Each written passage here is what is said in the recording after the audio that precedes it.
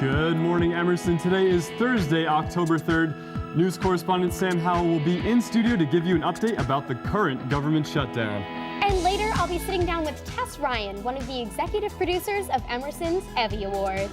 Hello, everyone. I'm Anthony Chase. And I'm Maggie Morlatt, and we have a great show for you today on Good Morning Emerson. That's right. Ryan Catalani is here. He is in charge of a new showcase at Emerson. He's an Emerson innovator. We're excited to talk to him. Right. Ryan is always coming up with new ideas for things on campus. But we're also going to talk about Marina Schifrin, who quit her job in an unusual way. Some are calling it the coolest way. Some are calling it not so professional. We're going to let you be the judge of that later on in the show.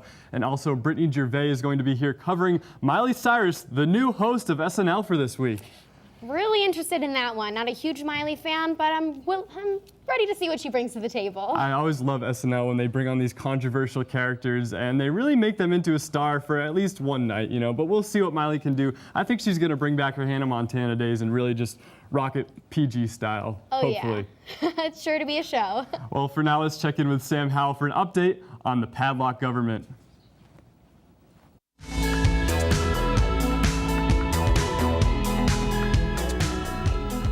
Good morning, Emerson. Today marks day 3 of the first government shutdown in 17 years.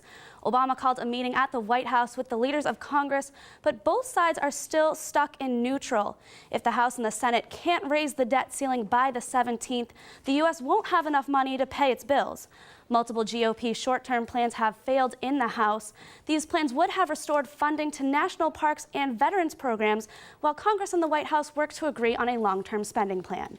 The Senate drafted a spending bill of their own, but are asking for Republicans to pass it without making any amendments. Obama has canceled part of his trip to Asia next week so he can focus on ending the shutdown. And a suspect has been charged in the bomb scare hoax at Jacksonville International Airport. 39-year-old Jelko Kosovic told TSA agents that he had a detonator in his backpack, but when authorities searched his bag, all they found was a luggage scale, 2 batteries, a microchip, and a cell phone. The false claim shut down the airport for almost 5 hours and forced a complete evacuation. Kosovic is being charged with making a false report and manufacturing, possessing, selling, or delivering a hoax bomb. A local man is seriously injured after a biker brawl on the streets of Manhattan. Motorcyclist Edwin Mays Jr. of Lawrence suffered 2 broken legs and spine injuries after being struck by an SUV that was being attacked by a mob of bikers. Mays' family says he is now paralyzed and in a coma. All this started when the SUV hit another biker. The swarm of motorcyclists surrounded the car and proceeded to smash the windows and beat the driver. Mays allegedly got off his motorcycle to help the injured biker. That's when the SUV tried to pull away in fear and hit him. No charges have been made against the SUV's driver, but 2 bikers have been arrested. And a literary legend has passed away. Tom Clancy has died at the age of 66. The Hunt for Red October author had published 28 books and was known for writing thriller novels about politics and the military. Over half of his books have been on the New York Times bestseller list, and some even reached #1. Many of his books had been adapted into major Hollywood films. No cause of death has been determined. That's all I have today. Maggie and Anthony, back to you. After 3 days and no solution, it's hard for us to not get frustrated with Congress. How will the shutdown affect approval ratings?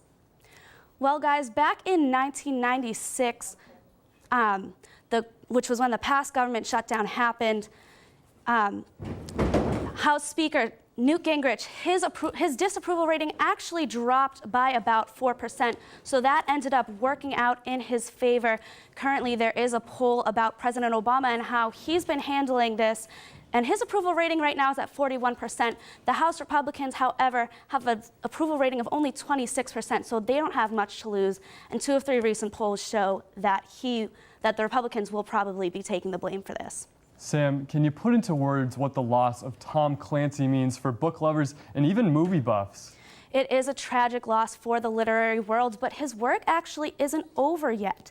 He did write a book that didn't get published before he died. That book is called Command Authority, and that will be being published in December, so that's something that fans can really look forward to still. Thanks so much, Sam. Well, this week we've gotten one last drop of summer with temperatures yesterday reaching the 80s. Christian, can we expect more of this gorgeous weather?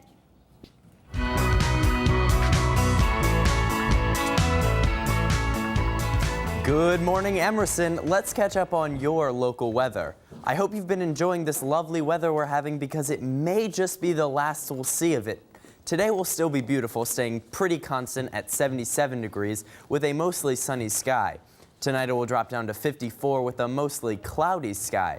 Those clouds will stick around throughout tomorrow with a warm 74-degree temperature. Now let's take a look at this weekend with the 5-day. Today will be mostly sunny with highs of 77 and lows of 54. Tomorrow will be cloudy with highs of 74 degrees and lows of 56 degrees. Saturday will also be cloudy, but will drop down to 70 degrees with lows of 57 degrees. Sunday will warm back up to 76 degrees with just a few clouds and lows of 61 degrees. Monday, we may see some scattered showers with highs of 69 degrees and lows of 60 degrees. Luckily, on Monday, the most precipitation we will be seeing is a light drizzle. As you can see, we're going to start feeling fall here in Boston in the next few weeks. So run to the nearest thrift store and purchase your very own oversized grandpa sweater before it's too late. That's all I have for you today, and that's your weather. Back to you, Maggie and Anthony. Thanks, Christian. We are now joined by Ryan Catalani, the creator of Junction, a new art showcase for students here at Emerson. Ryan, thank you so much for joining us. Thanks for having me. Can you tell us a little bit more about Junction, who's eligible to get involved? Junction is a showcase for all Emerson students. I wanted to create a space that was accessible for people who do poetry, performances, photography, and everything in between. Because there's not really a dedicated space, for this sort of thing. Exactly. So anyone at Emerson really is eligible to show their work at Junction. Well, I know you're well known in the Emerson community for all the things you've came up with for Emerson College. Why do you think it's important to sort of showcase things that you can't necessarily put on a movie screen or something like that? Well, for one, we don't really get to see a lot of what our fellow students are doing. Especially outside of our major, there's not a lot of opportunities for us to get together and see what. For me, I'm a film major, but I don't really get to see what WLP majors are doing, stuff like that. And so I think it's important that we get to see and collaborate with what people are doing at Emerson. Cool. So I know you're putting the stress on crossing major lines. Can you give us an idea of exactly some different projects that you're looking for? Well, I can say that for the first Junction, we have about 16 people sign up so far. I think it'll be pretty interesting. And we have, photography exhibits, we have some short films, poetry performances, some singing. So it should be a pretty diverse show. Now, I know you've done a lot of things. Are you putting any of your projects on display? What are some of the things that you've worked on, just to tell people, give an idea of you? Well, my major thing at Emerson, I guess, is the Berkeley Beacon. Besides this, where we, make paper every Wednesday. It's a major time commitment. But Right. Other than that, I don't know. I just try to keep myself involved with, what's going on here. This is so cool because the Beacon gets out there every week. This is a way to get other students who don't necessarily get to put their work out all the time. But where and when is the first Junction so that we can all be there and support our fellow Emersonians? Yeah, the first Junction is going to be on October 10th. That's a Thursday, from 7 to 9 p.m. at the Billboardy Theater. Cool. So how exactly are you getting the word out about Junction? Are you advertising? Do you have a website of some We do have a sort? website. It's junction.io. But there's also some posters around campus. I've just been talking to people. Hopefully the word spreads. It's been going well so far, at least. So if you'd like to submit, would you email that contact? Yeah, just go to junction.io, and there's Great. a submit link right there. Awesome. Thank you, Ryan, for being here. Everybody should check out Junction. It's going to be a fun time. That is all the time we have right now. We have to take a quick break, but when we come back, Mike Candelupo will fill us in on what happened last night in the MLB wildcard. Stick around. Welcome back to Good Morning Emerson. Now, a young woman who has been in the news recently, her name is Marina Schifrin, quit her job in a very interesting way. Yes, Marina posted a video on YouTube with subtitles displaying why exactly she wanted to quit her job and why her boss wasn't meeting her expectations.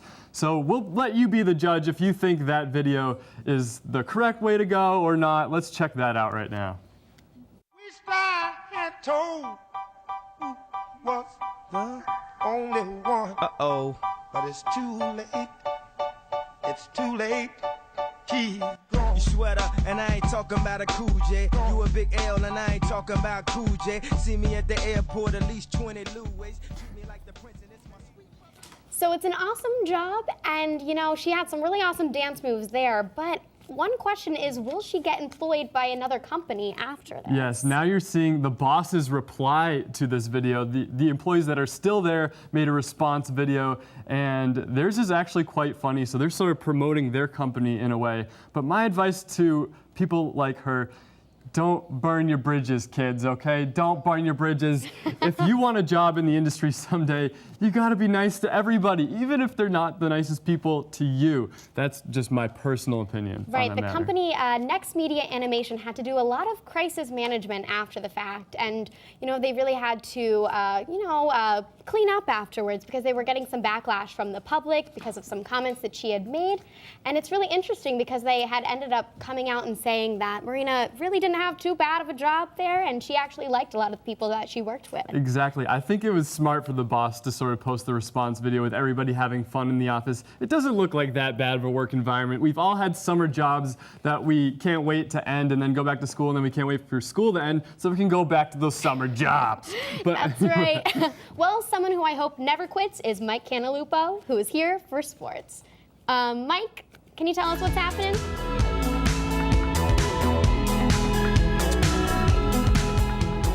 I like that girl's dance moves. I could dance like that. Ha! I'm becoming a pilot, not a defensive end. That's basically what former Patriot and 7-time Pro Bowler Richard Seymour told reporters when rumors surfaced of him potentially signing with the Patriots in wake of Vince Wilfork's season-ending injury.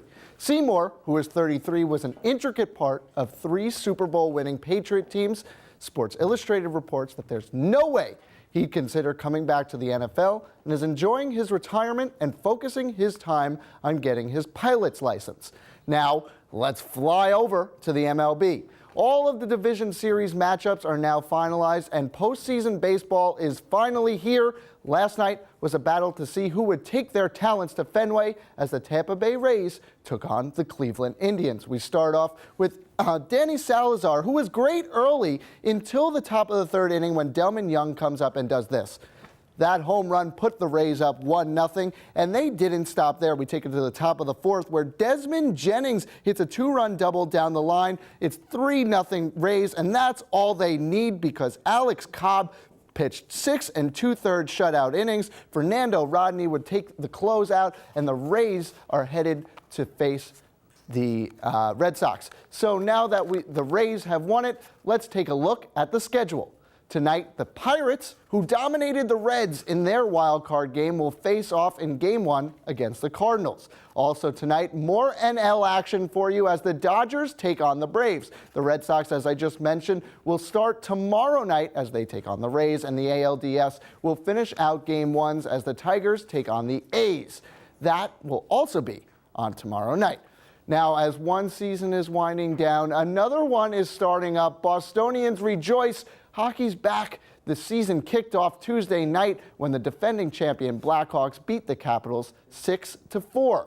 The Bruins start off their season tonight against the Tampa Bay Lightning. Between football, hockey, and postseason baseball, I think I'm in sports reporter heaven. Back to you, Anthony. Mike, I think I'm in heaven too. And with the division series in full swing, it's prediction time, man. Who do you see coming out on top of this thing? All right, first I'm going to take a look at the Pirates and Cardinals series. The Pirates have just stopped a 21-year postseason drought. In their wild card game, they played with some passion. They played with heart, and I think that that's going to carry into the NLDS, and they are going to beat the Cardinals. Looking at the Red Sox-Rays series, the Red Sox are 12-7 this season against the Rays, and I think that that's going to continue. That winning mentality is going to continue, and they're going to head to the ALCS. I think you're right. On paper, the Sox should beat the Rays. Right. I'm liking Red Sox Dodgers for the World Series, but we'll check back later on that. The Bruins start their season on Friday. Is the team healthy? Sadly, no. Carl Soderberg, one of their star players, is hurt with an ankle injury and is already ruled out for the season opener. So it'll be interesting to see how the Bruins can play without Soderberg. Let me just make a correction. That season starts tonight at the Garden. So thank you, Mike. Now let's check back in with Maggie, who's ready to talk about Emerson's Annual EVVY Awards. Thanks, Anthony. This weekend, the EVVY Awards will start their search for their new host. Let's take a look at some highlights from previous hosts of Emerson's biggest night. Good evening and welcome to the 29th annual, the 31st annual, 32nd Annual EVVY Awards, the largest student-run multi-camera award show in the nation. I'm your host, and this is my mic.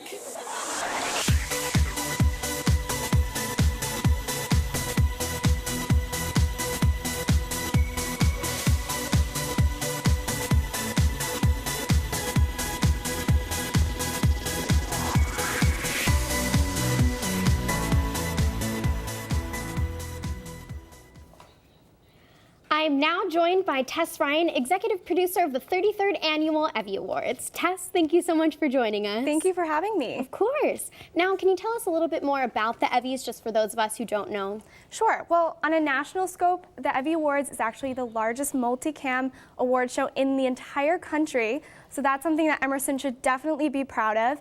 And more on, what it means to our community here.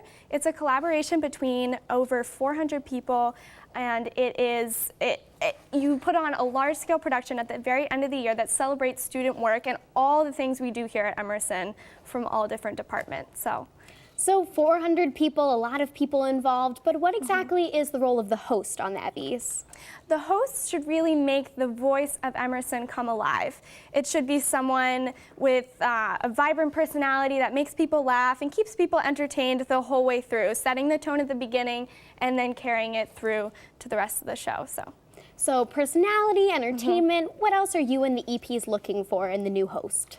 Again, someone who is really unique. That's very important to us.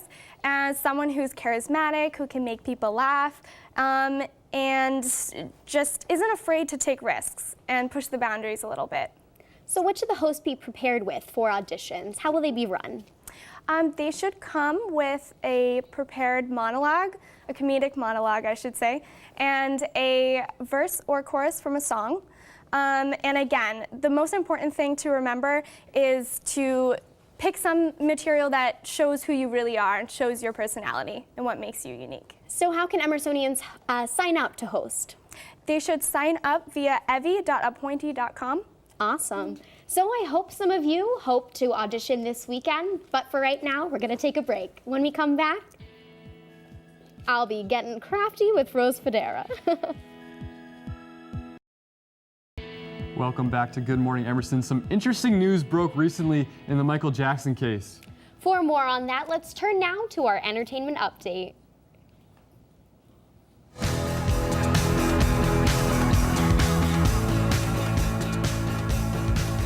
Good morning, Emerson. I'm Brittany Gervais bringing you the latest in entertainment news. The jury in the Michael Jackson wrongful death trial has reached a verdict after 3 days of deliberation. AEG Live, Jackson's promoter company, was found not liable for the superstar's death in 2009. Jackson's mother and 3 children sued AEG Live in 2010, claiming the company was negligent when they hired Dr. Conrad Murray to help treat the singer's insomnia. However, the court says even though AEG Live was responsible for hiring Dr. Murray, he was capable of doing his job. It wasn't the company's fault that Jackson was administered the wrong amount.